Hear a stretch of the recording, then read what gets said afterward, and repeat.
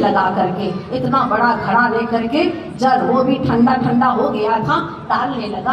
आचार्य जी शांति से बैठे हैं, अब क्या कर सकते हैं। ठीक है, तुम्हारी भक्ति है, बड़ी भक्ति है, बड़ा ठंडा है, अब वो घुटने से ही डाल रहा है। इसके बाद में पूजन शुरू हुई। पूजन भी सामान्य शुरू नहीं हुई। ये विधि ठाड़ो हो ये के, हाँ, पूरा विनय पाठ कहाँ ये अवसर मिलेगा।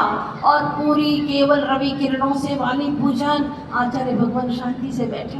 अरे ओ क्षमा के अवतार, दया के मसीहा गुरुवर, कोई भी कल्पनी शांति से बैठे। कोई गलती हो जाए तो उठ के भी चले जाए, गलती तो है ही नहीं, ये तो उसकी विशेष भावना है, भक्ति है।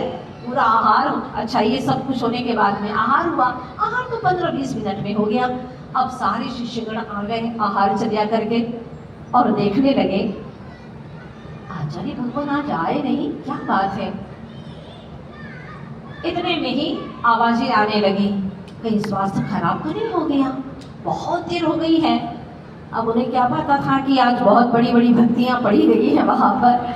और जैसे ही शहनाइयां बजी तो सोचा कि नहीं, आहार तो अच्छे से हुआ है, शहनाइयां बज रही हैं, इसका मतलब कोई दुख की बात नहीं है। आगे आचार्य भगवान बैठे और सारे शिष्यगण बैठे हैं। क्या पूछे, कैसे पूछे। आचार्य जी ने कहा, क्यों, कुछ पूछना चाहते हो। हाँ आचार्य जी, हम लोगों की तो मन की बात आप पहचान ही लेते हैं, जान ही लेते हैं, तो क्या पूछना चाहते हो, यही कि आज इतने देर कैसे हो गई, यही ना। हाँ आचार्य जी, आप तो सब कुछ जान लेते हैं। देखो, आज जिस श्रावक के यहाँ में गया था, उसने बहुत बड़ी बड़ी भक्ति की है। और फिर बताया कि उसने यहाँ से घुटने से तो चरणों का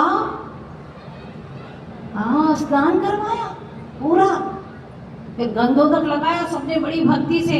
ये विधि ठाड़ो होए के पूरी पूजा करी। अब शिष्यों को तो बड़ा सुन करके ऐसी खुशी हो रही थी। और ठंडी में जो आहार कराने गए थे, वो ब्रह्मचारी जी ने बताया, आचार्य जी आपने आहार तो कुछ लिया ही नहीं, सिर्फ दाल और रोटी, और वो भी दाल इतनी ठंडी बिल्कुल जम गई थी।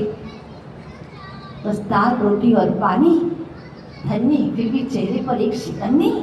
हो धन्य है प्रभु, क्या इनके जीवन की सदी हुई चर्या, चेहरे पर वही सौम्यता।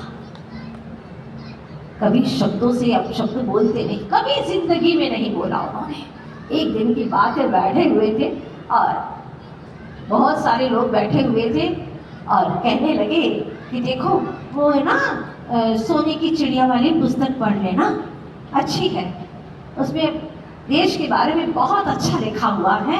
वो लोग समझे नहीं। आचार्य जी ने फिर कहा, वो सोने की चिड़िया पुस्तक है ना। इतने में पास में बैठे मुनिराज और ब्रह्मचारी लोग बैठे हुए थे, उन्होंने कहा, आचार्य जी वो पुस्तक का नाम पूरा ये है, सोने की चिड़िया ने, आगे और भी है, सोने की चिड़िया लुटेरे अंग्रेज, सोने की चिड़िया लुटेरे अंग्रेज, 3 बार बोले, लेकिन आचार्य जी ने ध्यान ही नहीं दिया। हाँ बोल रहा हूँ ना, सोने की चिड़िया वाली पुस्तक पढ़ लेना। नहीं आचार्य जी, आगे वो है। आचार्य जी धीरे से बोलते हैं, जब सोने की चिड़िया कहने से काम चल सकता है तो ये शब्द क्यों बोलना पड़े।